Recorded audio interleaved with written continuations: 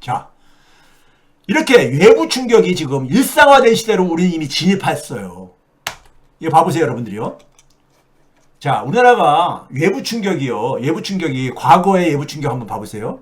우리가 80년대만 해도 우리는 굉장히 외부에서, 미국에서 개방하라 하더라도 개방을 가능한 한 우리는 억제했었습니다. 전두환 노태우 때 미국에서 우리나라 금융시장 개방하라 그러는데, 우린 좀 시간 좀 더 달라 해가지고 계속 밀었었어요. 김영삼 정부 때부터 확 열립니다. 예? 확 열어요. 그게 소위 말 세계화를 추진한다고 하면서 국정목표를 세계화로 정하면서, 예?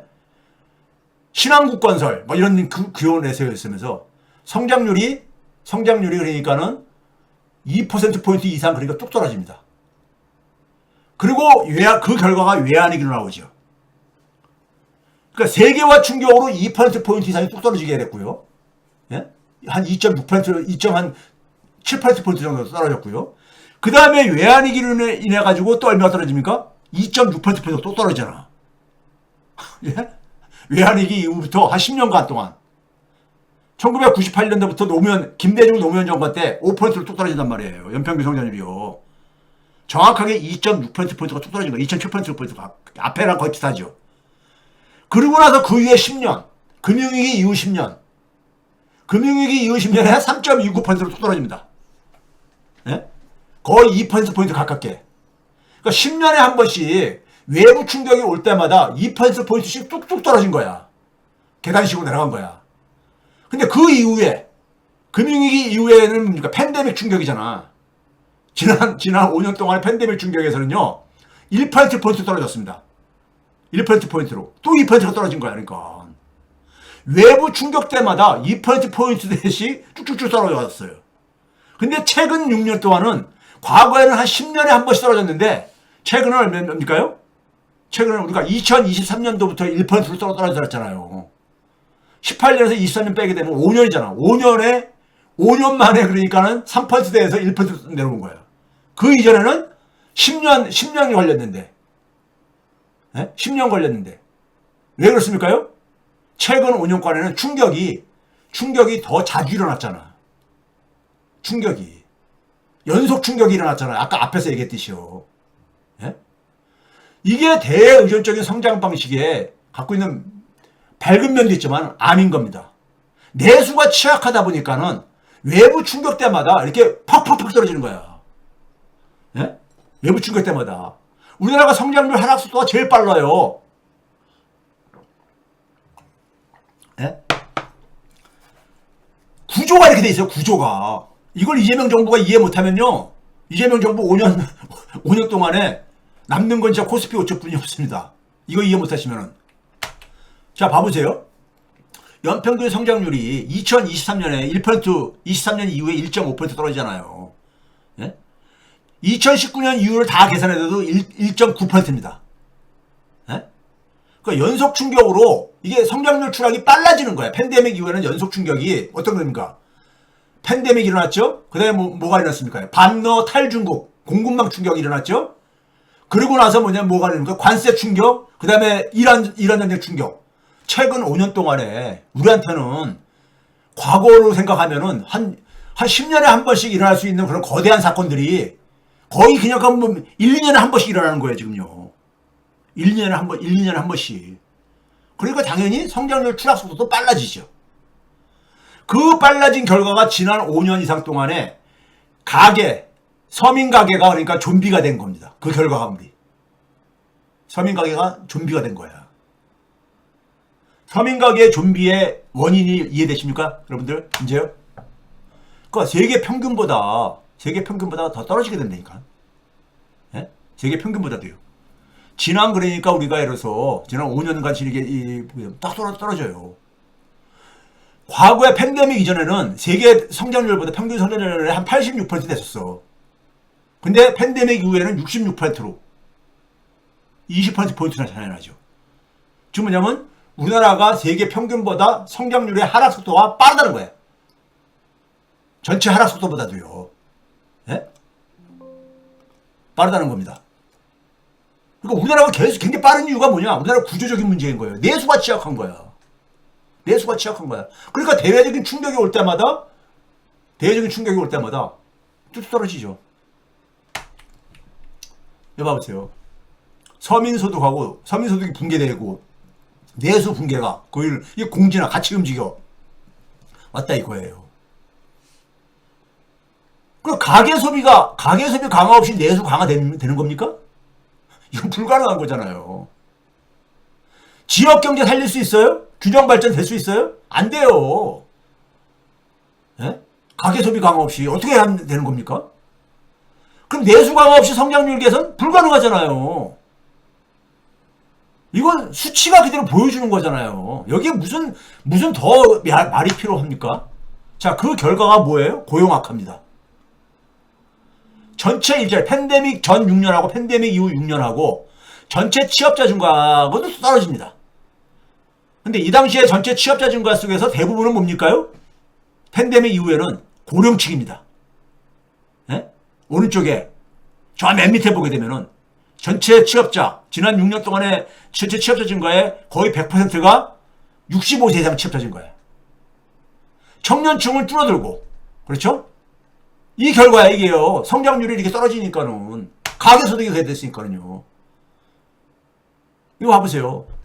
지난 6년 전하고, 팬데믹 이후 6년 전하고, 작년하고 비교해보세요. 성장률은 반토막 이상으로 떨어졌죠. 반토막 이상으로. 가계소비 성장률도가 반토막이 났으니까.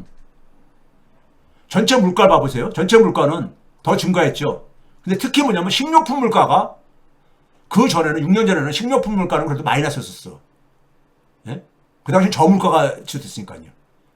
식료품 물가가 3%대로 지금도 지속되고 있단 말이에요. 평균 환율을 봐보세요. 1165원 했던 게 1422원으로. 예? 재정 지출은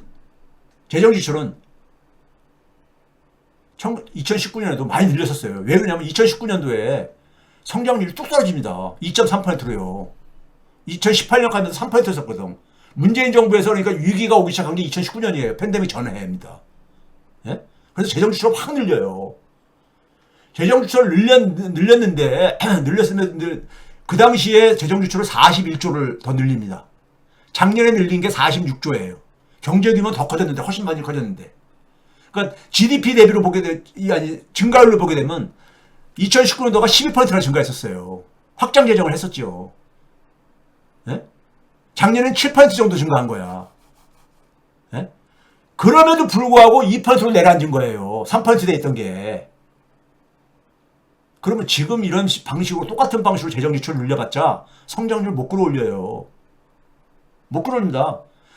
정부의 돈을 어디다 쓰느냐가, 타겟을 어디다 맞추냐가 중요한 거예요. 정부의 돈을요. 자, 이거 봐보세요. 2019년하고 2025년, 6년 전하고 작년하고 딱 보게 되면은 딱 나오잖아, 답이요. 취업자가 6년 전에는 30만 명 증가하고 작년에는 19만 명이 증가했는데, 문제는 뭐냐면 질이지요. 65세 이상 취업자가 일자리가, 예? 작년에는 177%야. 예? 거의 200% 가까워지고 있는 거야, 지금요. 6년 전에는 한 75%였었는데, 예? 거기다가 청년층 취업자는 마이너스로 되고 있고, 20대 후반, 남자들도 군대 갔다 와서 20대 후반 취업자들도 마이너스로 줄어들고 있고요. 다 청년들과 관련된 게 다 마이너스 기록하고 있잖아요. 이게 고용 참상입니다. 왜? 이게 성장 둔화, 성장의 종속 변수니까, 결과 변수니까, 고용은요. 성장이 왜 안 되느냐? 가계소비가 죽으니까, 내수가 죽었으니까, 가계소득이 멈췄으니까, 가계가 좀비가 됐으니까. 예? 현재와 6년 전, 이게 아까 보여준 거고요. 이게 봐보세요. 특히 여기서 이번에는요, 한번 봐보세요. 성장률, 위에는 맨 위에 성장률입니다. 성장률하고 일자리 증가율을 봐보세요. 15세 이상 할 때는 65세 이상도 포함한 겁니다. 고령층도요. 근데 그것도 떨어지잖아. 계속. 증가율이요. 연평균 증가율이. OECD 기준에서는 15세에서 64세까지 보는데 그것도 계속 떨어지잖아. 지금 마이너스예요. 그거는요. 작년도에는. 특히 핵심 노동력을요. 25세에서 54세로 봅니다. 되게 직장에 본격적으로 발을 들여놓고 우리나라 군대도 갔다 오니까 남성들은요. 그래가지고 되게 50대 초까지 되게 애들, 기업 애들 되게 이렇게 직장에서들 하니까요. 이걸 핵심 노동력층이라네요. 연령층이라네. 이들의 일자리 증가율은요, 이미 팬데믹 이후부터 마이너스로 돌아섰습니다. 이게 정확하게 일치하잖아요. 성장률 하락하고, 가계소득의 정체하고요. 예? 가계소득 정체하고 정확히 일치하잖아요. 물가 봐보세요. 전체 물가로도 팬데믹 전 6년은 6.9% 올랐는데 얘는 11.3% 올랐고요. 식료품 물가만 보게 되면 더 끔찍하죠. 팬데믹 이후에 팬데믹 이후에 식료품 물가는 그러니까는 과거에는 11.3% 올랐는데 이번엔 33% 정도 올랐잖아요. 3배 정도. 네? 3배 정도. 서민층한테는 굉장히 살인적인 물가인 거예요. 네? 근데 소득까지 정체하고 있어. 이게 지금 우리 서민이 지금 그러니까는 살기 힘든 이유인 겁니다. 예? 근데 이 문제를 외면하면은 경제가 어떻게 나아질 수 있는 겁니까? 이 문제 외면하고. 저는 방법이 있으면 누가 좀 알려줬으면 좋겠어. 평생을 제가 경제학을 공부하고선도 이거에 대해서는 제가 이해하는 방식으로는 저는 이해해 보려고 굉장히 해봤어요. 네? 자, 그 다음에 이제 서민의 생계를 위협하는 물가. 이건 한번 봐보시라고요. 네? 중소기업 노동자의 명목임금 증가율을 봐보세요. 중소기업이 우리나라는 대부분을 차지하잖아요. 거의 그러니까 우리가 9988 이런 얘기 하듯이요. 물가를 뺀 중소기업의 그러니까 우리가 전체 급여를 보게 되면요. 팬데믹 이후에 6년간은 18.9%가 증가했습니다. 팬데믹 이후에. 팬데믹 전에는 6년 동안에는 13.6% 증가했고요. 근데 그 당시에 물가 증가율보다 높잖아. 네? 특히 식료품 물가보다도. 근데 팬데믹 이후 6년 동안에는 거의 전체 물가하고 거의 비슷하고, 거기다가 뭐냐면 식료품 물가보다 훨씬 더 적게 증가했잖아요. 그러니 물가 상승률도 보전이 안 될 정도로 임금이 그러니까 이렇게 증가하니까 어떻게 그거 되겠어요? 네? 이게 어떻게 살아갔냐고. 중소기업의 종사자가 88%를 차지하면서 90% 가깝게. 그래서 팬데믹 이후에 소득이 정체되고 서민들은 좀비가 됐다는 게 바로 그 얘기예요. 이거 최근에 나온 거죠. 네? 최근에 중소기업 중소기업 연구원에서 낸 건데, 팬데믹 이후에 부업이 급증했다 이거예요. 네? 그러니까 소위 말해서 퇴근 이후에 그러니까는 다른 그러니까 배달이라든가 이런 걸 막 하는 거예요. 그러니까. 네? 왜? 임금이 너무 적으니까요. 임금이 멈췄으니까 살기 힘들다 이거죠. 예? 이거 당연한 이거의 결과 아니냐고요.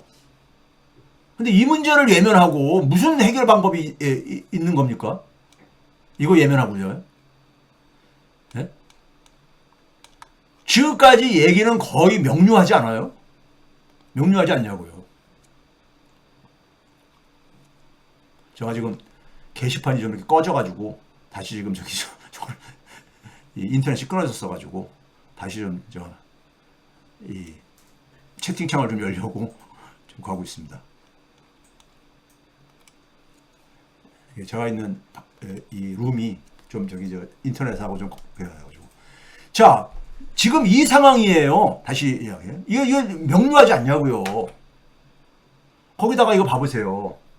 팬데믹 이후 지난 5년 동안에 식료품 물가 상승률이 거의 30% 가까워요. 하위 70%의 세전, 명목 수입 증가율은 17.3%야. 하위 70%한테 식료품은 굉장히 중요한 저거라고요. 하위 80%, 하위 90%가 다 마찬가지야.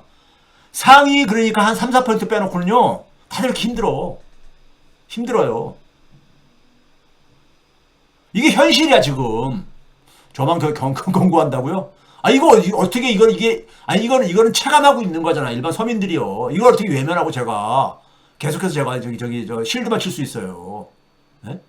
팬데믹 이후에 낭떠러지로 내몰리고 있는 거예요, 지금요. 서민들은요. 근데 이게 코스피에 가려져 있는 거야. 근데 코스피가 올라가서 좋은 것도 있죠. 근데 그건 모두가 누리는 것도 아니잖아. 그리고 계속 올라갈 것도 아니잖아요. 그걸 제가 앞에서 보여드렸죠. 하위 50%의 평균 세전 실질 소득이 거의 그러니까는 네? 팬데믹 이전부터 멈춰 있다고. 네? 70% 봐도 마찬가지고, 네? 80% 봐도 마찬가지고, 90% 봐도 마찬가지라 이거예요. 그러니 소비가 안 살아나지. 내수가 안 살아나지. 상위 1%만 그러니까는 이렇게 상위 1%부터 소수만.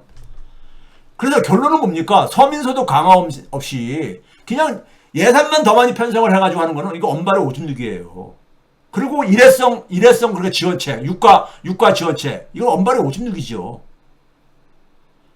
거기다가 뭐냐면 코스피 부분에 인해서 양극한 더 심해집니다. 양극한 더 심해져. 이거 제가 얘기했잖아요. 앞에서 우리가 국민연금의 수익률을 18% 정도 얘기했잖아요. 제 지인 중 하나는 한 35% 받다 그러더라고요. 뭐 수억 원, 뭐 3억 5천인가 이렇게 벌었대. 예? 그런데 그런 사람도 있지만은 하나도 혜택 못 본 사람도 많잖아요. 자산 변화. 지난 8년간 이거 돈 많은 사람이 자본시장에서는요, 돈 많은 사람이 유리한 게임을 하는 것이에요. 결과는 이건 상식적인 얘기인 겁니다. 예? 상식적인 거야. 제가 지난번에 보여주잖아요. 8년간 주식 자산의 변화. 보게 되면은 상위는 이걸로 많이 벌어요. 벌 수밖에 없어. 예? 예상 수익 지난 안 될 동안에. 최근에 그러니까 누가 배당소득 가지고도 이제 배당소득 이제 그 얘기 나오잖아요. 이 코스피 부양하기 위해서 배당소득도 인정가 되는데 우리나라 배당소득의 현실도 보게 되면요. 소득이나 자산 소유나 다 비슷해요. 상위 0.1%는 1인당 배당소득이 거의 8억 원에 가까워. 근데 하위 70%는 4만 원 정도밖에 안 된다고요. 1인당 배당소득이. 이게 현실이에요. 상위 10%로 끌어올려도 1,600만 원 정도밖에 안 돼. 예? 자, 하여간 이러다 보니까는 하여간 개인들은 다 그러니까 주식을 바라볼 수밖에 없어요. 구조상 지금 현재까지는. 예? 난 이게 본질인가 들어봐요. 그다음에 이거 봐보세요. 언론 제가 이거 과거에 이재명 정부 확장 재정을 추진할 때부터 곧 이 시비가 나올 거다 그랬잖아요. 예? 시비가 나올 거라고. 이게 뭡니까? 빨라지는 국가 채무 시계. 예? 2030년 이재명 정부 이거 끝나는 했는데, 예? 60% 육박한다. 예? 그때 가봐야 하는 거. 예? 이래가지고 시비를 건다고요. 재정 지출, 지금과 같은 방식의 재정 지출 가지고는, 재정 지출하게 되면요, 이거는,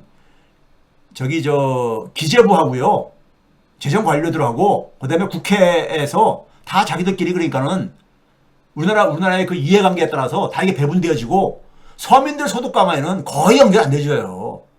이런 방식으로는요. 예? 제가 그러잖아요. 재정 투입을 문재인 때 많이 증가시켰었어요. 근데 떨어졌잖아, 성장률이요. 예?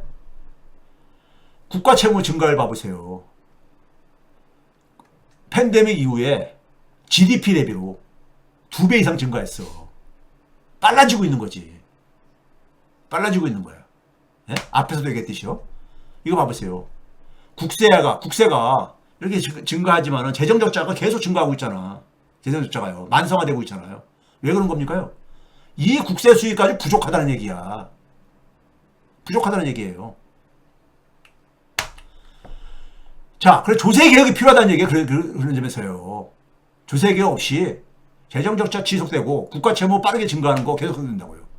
자, 이거 봐보세요. 제가 그랬잖아. GDP 대비로요. OECD 국가들입니다. GDP 대비 조세 수입을 보게 되면요. 예? 저기 제일 많은 나라가 덴마크 45.2%, 프랑스도 그거 비슷하고요. 우리나라는 저 끝에서 주로 중남미 국가들이 그러니까 주로 이 불평등이 심한 나라인데 25.3%, OECD 평균이 34%입니다. 일본이 한 34% 되고, 예?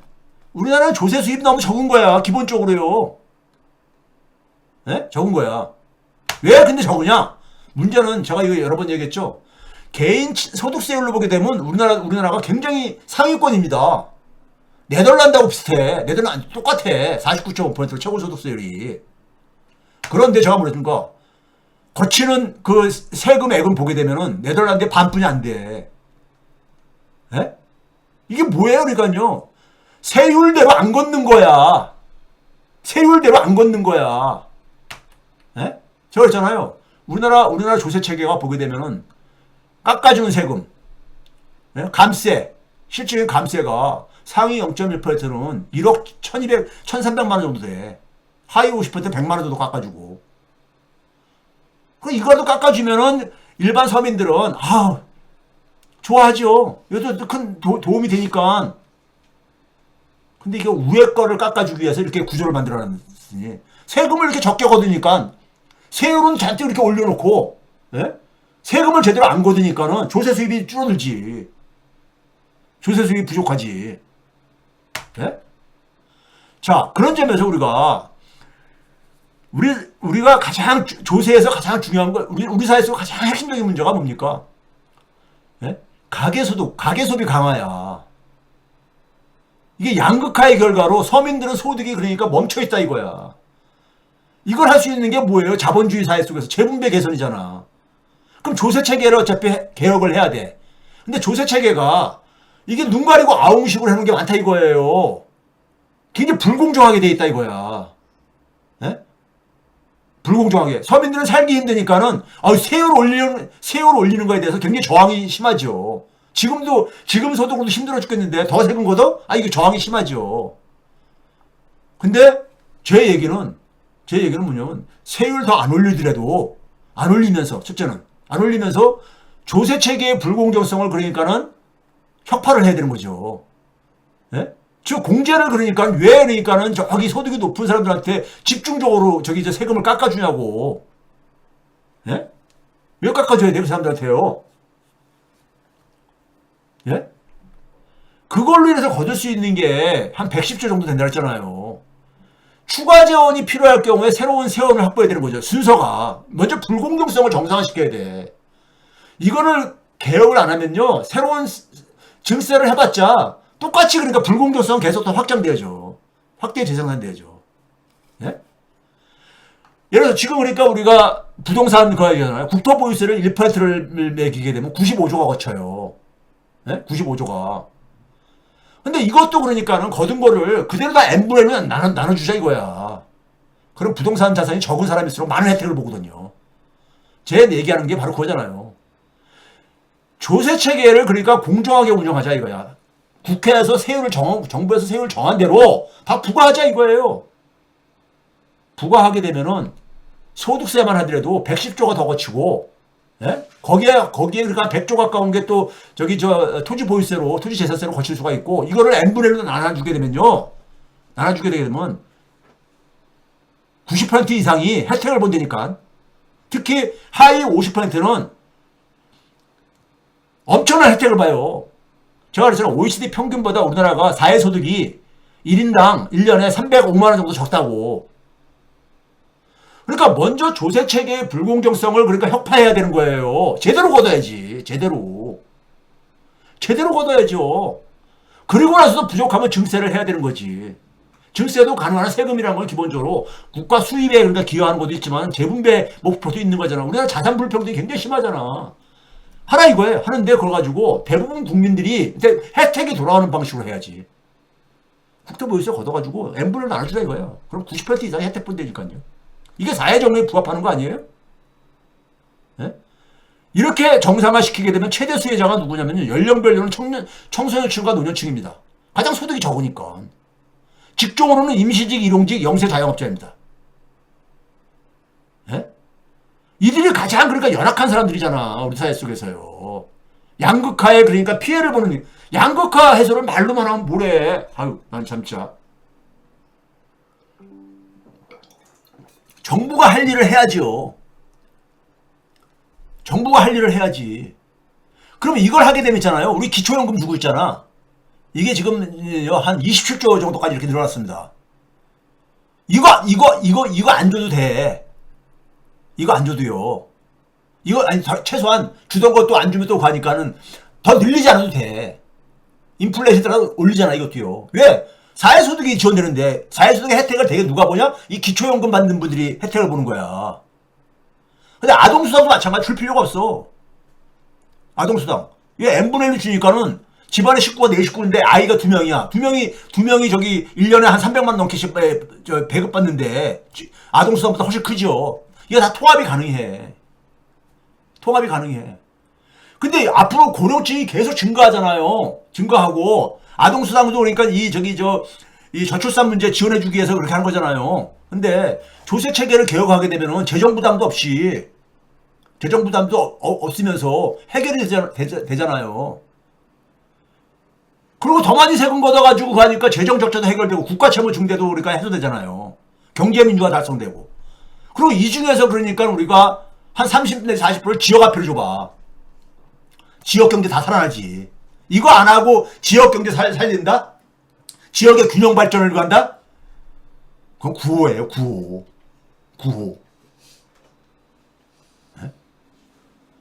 거기다가 최저임금 인상률도 최소화할 수 있어. 최저임금을 되게 누가 받습니까?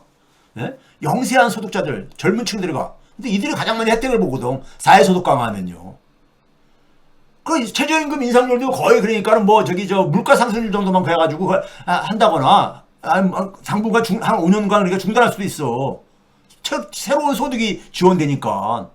최저임금이라는 게 결국 뭐예요? 생계에 필요한 최저한의 소득을 그러니까 만들어주자는 거잖아. 근데 우리나라는 뭐냐면 사회소득이 없으니까는 최저임금에 목을 벤다고 인상해.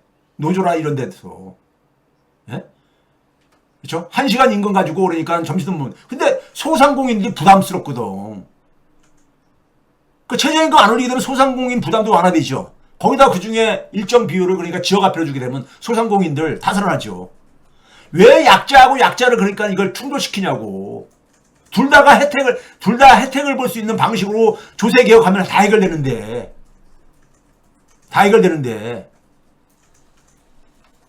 거기다가 이런 소득이 생기게 되면 이게 제가 뭐랬습니까요?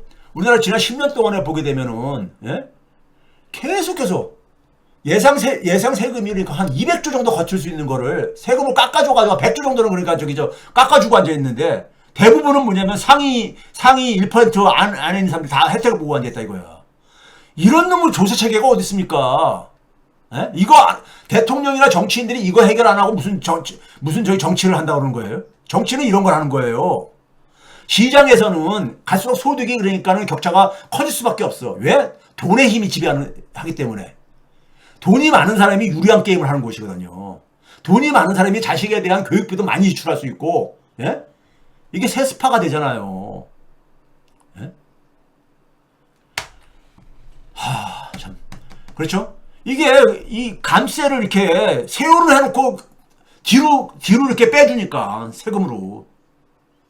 도대체가 이런 조세 체계를 가만 놔두고, 정치인들이 무슨 정치를 했다고 얘기할 수 있는 겁니까? 정치는 이런 걸 고치는 거야. 시스템과 제도를 그러니까는 정상화시키는 거죠. 공정하게. 네? 자, 지금 우리가 앞에서 쭉 봤던 이제 결론 줘야 되겠습니다. 사회의 가장 기본단이 뭡니까? 가계예요. 가계. 그렇죠? 가계가 가장 기본단이잖아요. 이 가계가 지금 좀비가 되고 있다 이거예요. 살아있는 그러니까 생명체로 가계를 살아있는 생명체로 그러니까는 다시 복원시키지 않으면은 우리 사회는 지속 불가능해요. 예? 그렇지 않아요? 가계가 건강하지 않은데 그 사회가 어떻게 건강해집니까? 경제적으로요? 사회 경제적으로? 그러니까 조세 체계만 정상화하더라도 가계 소득과 가계 소비를 강화할 수 있고 내수 이축으로 줄어든 이 일자리 생태계도 강화할 수 있잖아요. 국민들이 서민들이 소비를 못하니까는 국내 내수에 의존하는 소상공인들, 중소기업들이 다 그러니까 이게 힘든 거야. 소상공인들과 중소기업들의 경영 애로를 물어보면은 1번이 뭐냐면은 매출 부족이야. 판로 부족. 매출 악화라고요. 그렇잖아요. 그러면 이거 가지고 노년층과 청년층이 특히 혜택을 볼 수 있고, 그럼 이들에 대한 복지 재정 부담도 줄이는 거야. 추가로 계속해서 예산을 편성을 하니까는 재정 적자는 증가하고 국가 채무도 증가하는 거야. 근데 세율대로 세금 걷자 이거예요. 그냥 지금 현재 세율대로만이라도. 예? 그렇죠? 그러면 이런 여유 소득이 생기게 되면요, 많은 국민들이 자신이 하고 싶은 일거리를 시도할 수도 있어요. 예? 자신이 하고 싶은 뭐 창업 경진대 이런 거 하기 전에 사람들은 왜 그걸 못합니까? 새로운 시도를요. 내가 먹고 살기 바빠 죽겠는데, 예? 먹고 살기 바빠 죽겠는데 여기서 좀 해방시켜줘야지. 이걸 좀 완화시켜줘야지. 예? 내가 대한민국 사회의 구성원이라는 것에 대해서 자부심을 느끼게 해줘야지. 이러한 사회경제를 정상화시키면서 AI 시대에 부합할 혁명적 수준의 교육혁신이 필요한 거예요. 지금 아이들 보면요. 지금 아이들 학교 들어온 애들 보게 되면요. 코로나 팬데믹 때 중학교 다녔던 애들입니다. 올해가 그러니까 2026학번이거든요. 26학번. 26학번이 여러분들 언제 태어난 애들이냐면 2007년도에 태어난 애들이에요. 2007년도에 태어난 애들이 2020년도에 몇 살이었습니까요? 13살, 14살. 중학교 들어갈 나이에요. 중학교. 예? 그때 세대들이 지금 대학교를 들어오고 있습니다.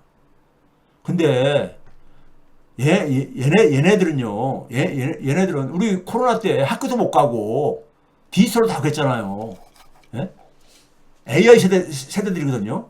얘네들한테 과거 우리 때처럼 암기하고 이런 거. AI가 다 해결할 수 있는 이런 거. 이거 지금도 여전히 그러니까 대풀되고 있고. 그러다 보니까는 이런 얘기 나왔어요. 이게 지금 한겨레에서 4월 13일자입니다. 지금 인공지능 3대 강국을 지금 얘기하고 있잖아요. 그러니까 인공지능 중점학교 사업을 이걸 펼치고 있어. 그래서 385억 원에 그러니까 교부금이 배정되고 있고 1141개 학교를 중점학교로 선정해가지고 학교당 평균 3,400만 원씩 지원해준대요. 근데 뭐냐면은 학교 현장에서는 무엇을 가르쳐야 할지 모르겠다는 거야. 에? 그러니까 그러면서 뭐냐면 이 예산을 그러니까 인공지능 구독료로 쓰지 말고 아이들 인공지능 교육 활동에 쓰라고 하는데 학교에서 어떻게 교육 내용을 그러니까 학교에서 알아서 만들라는 얘기야. 예? 그러니까 학교 현장에서는 뭘 가르쳐야 되는지 이게 뭡니까 과거에 그러니까 이 이전에 뭐가 있었어요? 소프트웨어 교육, 예? 코딩 교육 뭐 이런 거 막 했잖아. 그 코딩 교육 한동안 막 가다가 지금 어떻게 풀었습니까? 다 없어져 버렸죠. 예? 코딩 짜는 거를 예? 지금 뭐 스탠퍼드 나온 컴퓨터 공학과 애들도 일자리 못 잡는 시대니까. 예? 그러니까 이게 제가 이거 보면서 뭐냐면은 문재인 정부 때 디지털 뉴딜을 얘기했었거든요. AI 3대 공각이 이렇게 가다가는 디지털 뉴딜 시즌 2가 됩니다. 예? 그러면 우리가 남는 것은 코스피 5천 달성. 공허하죠. 나중에 지나고 나면요. 예? 자, 이런 상황에서 이게 지금 한국 경제의 상황입니다. 지금 우리가 연속적인 충격이 앞으로는 이제 이게 멈출 것 같아요. 이란 전쟁 끝나면요. 계속 지금 이란 전쟁의 지금 그러니까 후유증은 이제 시작이라고 앞에서 얘기했잖아요. 예? 또 새로운 충격은 또 기다리고 있지 않냐고요. 그러다 보면은요, 성장률 2%대로 유지하거나 그걸 방어하는 것도 힘들고, 끌어올리는 것도 힘들고, 3%는 이건 꿈 같은 소리고, 지금 현재 방식으로는요. AI 3대 강국? 그래서 나중에 지나면 9호만 남습니다. 9호. 예? 문재인 때 디지털 유지를 얼마나 애초됐어요.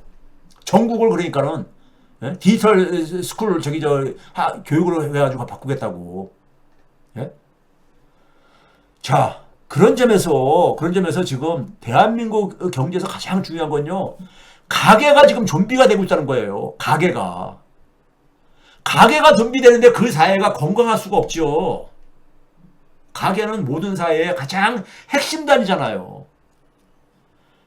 가게가 건강하지 않으면 사회가 건강할 수가 없어요. 가게를 숨쉬게 해줘야 돼. 가게가 움직이게 할 수 있어야 돼. 예? 그렇지 않나요, 여러분? 그 동의 안 해요? 지금 성장률이 쭉 떨어진 게 내수가 죽었고, 가계 소비가 죽어서. 가계 소비가 왜 줄었냐? 가계의 가처분 소득이 멈췄다 이거예요. 예? 답이 보이잖아요. 예? 내수에 의존하는 산업이 대부분입니다, 사실은요. 중소기업, 소상공인 다 내수 산업이에요, 내수요. 예? 그러니까 거기가 황폐화되어지면서, 그러니까 일자리도 없어지고 그런 거예요. 그 있는 일자리나마 제대로 방어를 하고 해야 될 게 아닙니까? 예? 이 가계 경제가 좀비화된 상황을 외면하면요, 답 없습니다. 이건 상식이잖아요. 경제를 몰라도 가게가 건강하지 않은 사회가 어떻게 사회가 건강할 수 있습니까? 예? 여러분들. 가게가 흔들리면요, 사회 분위기가 우울해져. 그렇지 않나요? 교육은 교육대로 갈 길이 말지만은 최소한 기본부터 할 수 있는 것부터 우리가 꼭 해야 될 거는 우리가 꼭 했으면 좋겠어요.